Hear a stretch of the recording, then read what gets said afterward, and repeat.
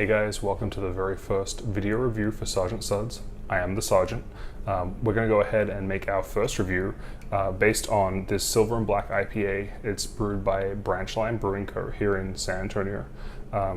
Being the middle of summer, it's been very hot here, 100-degree day every day for a week and a half now, and nothing better to break through the heat than an ice cold beer. So surprisingly, that's not a very good pour. Surprisingly for this one, this is a very, well, I guess not so surprising that it's called Silver and Black. This is a very dark IPA, and I've done a great job pouring it.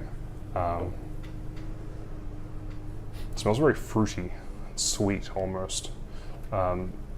Props to my brother-in-law for picking this one up. I was not aware that such a thing existed. Sounds like my neighbor's just finished mowing his lawn, so there's the sound difference there.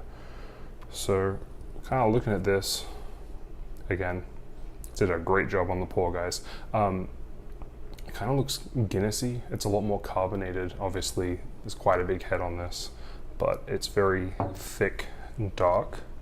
As I said, very kind of fruity aromas coming through, very hoppy. I'm expecting this one to be quite bitter, as you would imagine, one being an IPA, two being a dark beer. So let's kind of fight through the foam and see how this one turns out.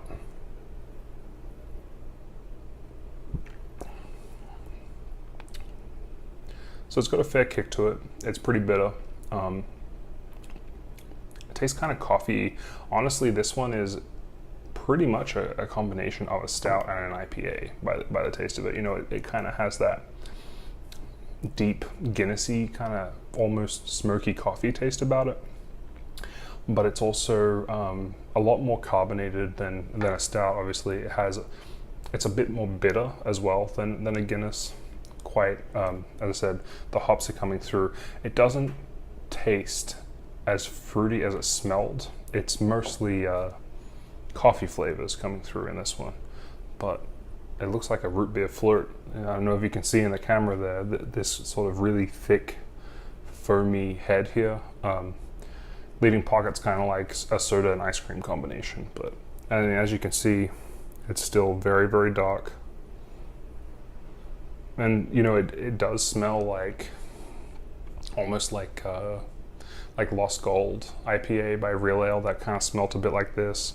Not quite as fruity as Oscar Blues Fugly, but it definitely smells like it's going to be a very fruity IPA.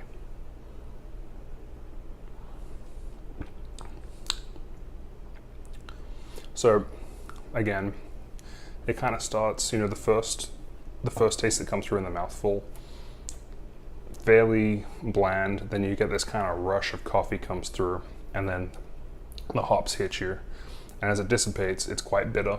The aftertaste's very coffee esque. Not my favorite. Not really a coffee drinker, but